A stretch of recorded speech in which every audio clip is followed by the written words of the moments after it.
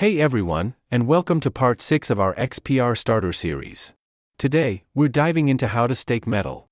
Unlike staking XPR, staking metal involves a few extra steps.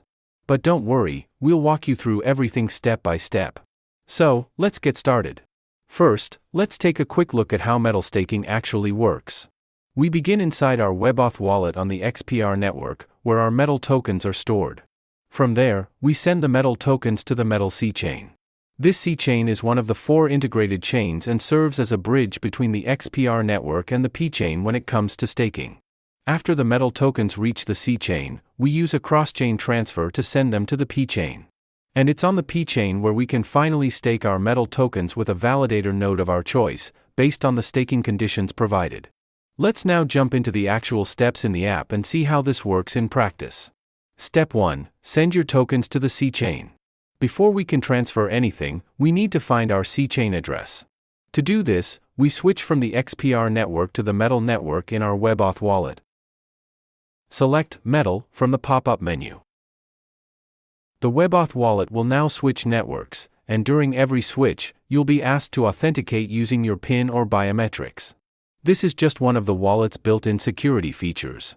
To get our C chain address, we tap on Metal C chain, and then on Receive.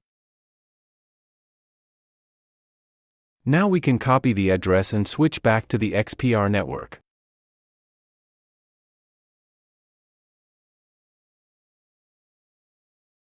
Select our metal tokens, hit Send. Switch the network to Metal C chain, and paste in the address we just copied.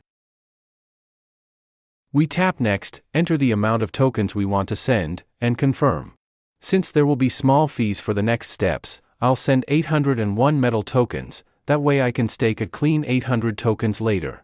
This is just for the video. You can of course stake any amount, as long as it's at least 25 metal tokens, which is the current minimum.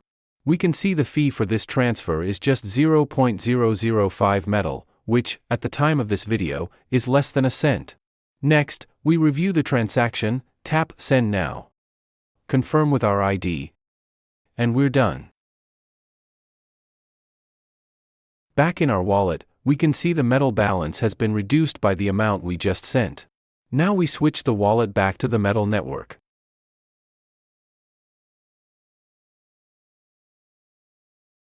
It might take a couple of minutes for the tokens to appear on the C chain. In my case, it was just a short wait, so don't worry if it takes a moment. Just be patient. And just like that, there they are. 801 tokens are now available in our wallet on the C chain. Step 2. Move tokens from C chain to P chain. Now we'll move the tokens over to the P chain, since staking can only be done from there. To do this, tap on Cross Chain. Choose C chain as the source, and P chain as the destination. Enter the amount of tokens you want to transfer. In our case, we'll move all of them. You'll see there's a small fee here as well. Now just review the transaction, tap Send Now, and confirm again with your Touch ID. Great! The tokens are now right where we need them to stake. Now click on Metal P chain. Then tap Stake. And that brings us to the first of a total of 4 steps in the staking process. So now it's time to choose a validator node. But what exactly does a metal validator do? Main responsibilities of a metal validator. Validating transactions. They check and confirm new transactions on the blockchain, making sure only valid blocks get added to the network. Producing blocks. They create new blocks containing the verified transactions. Securing the network and distributing rewards. Validators help maintain the stability and security of the entire metal blockchain, and as a result, earn rewards.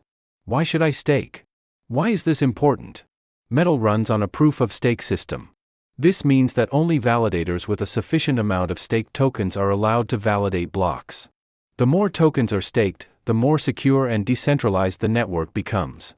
Your delegation is like casting a vote of trust for a validator, and in return, you earn staking rewards. Choosing a validator. To get a full overview of all validator nodes, let's switch to our browser and head to the validator page on metalblockchain.org. There, we can already see some key stats for each node, But let's dive into one specific validator to take a closer look. Important. Always do your own research before deciding where to stake your metal tokens. In this example, I've chosen a validator named Kalubi, so I'll enter that name in the search bar. We now see 3 nodes operated by Kalubi, and we'll take a closer look at the first one. Key metrics to compare between validator nodes. In this overview, we see 3 key characteristics of a node. Stake amount. This shows how many metal tokens the validator has staked on their own node. The owned stake shows how committed they are, and it also determines how much delegation they can receive from others. A validator can only receive up to 5 times their own stake in delegations. Duration. This is the period your tokens will be locked. Regardless of the validator settings, the minimum duration is 14 days, and the maximum is 365 days. Validator uptime. Only validators with at least 80% uptime are eligible for rewards. Your staking rewards depend on how well the validator performs. If their uptime drops below 80%, your rewards might be reduced or paused, but don't worry. You will not lose your staked tokens, even if the validator goes offline. So, choosing a validator with high uptime is key to ensuring you actually receive your rewards at the end of the staking period. Now let's click on the first Kalubi node to open its detail page. Here we see some additional information. Delegator stake. This is the amount of tokens other users have already delegated to this node. When you delegate your metal tokens from your P-Chain wallet address, those tokens are locked for the entire staking duration. They can't be moved or sent elsewhere during that time. But don't worry, you still own them. You're not transferring them to anyone else. Available delegator stake. This shows how many tokens can still be staked with this validator. Delegation fee. While you earn staking rewards, the validator takes a small cut as compensation for their service. Currently, the annual staking reward is a variable rate, generally between 10 to 12%. And the longer you stake, the higher your reward. Rewards are paid out at the end of the staking period. These are the 3 key things to check before staking. Uptime, is this a stable and reliable validator? Duration, does the locking period fit your plans? Delegation fee, how much of your reward does the validator keep? After reviewing everything, we decide to go with this Kalubi node. So we copy its node ID to use it in the staking process. Let's exit the browser and switch back to our mobile app. Now we paste in the previously copied node ID, double check to make sure it's the correct node, and select it by tapping on it. In the next step, we enter the amount we want to stake. For this example, we'll go with 800 metal tokens. Next, we choose the staking end date.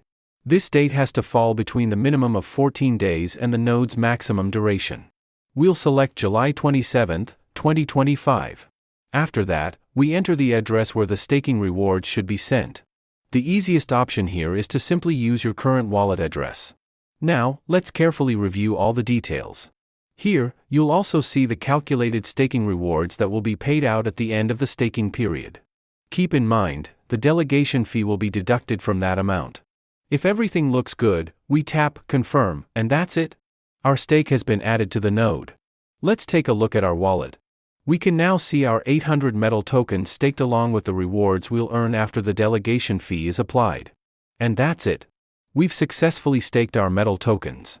How to transfer your tokens back to the XPR network after the staking period ends, I'll show you that in a separate video.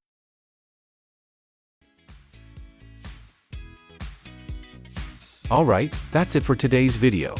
I hope it was useful, and don't forget to follow us on X. See you next time. This was your XPR block producer, Bloxprod.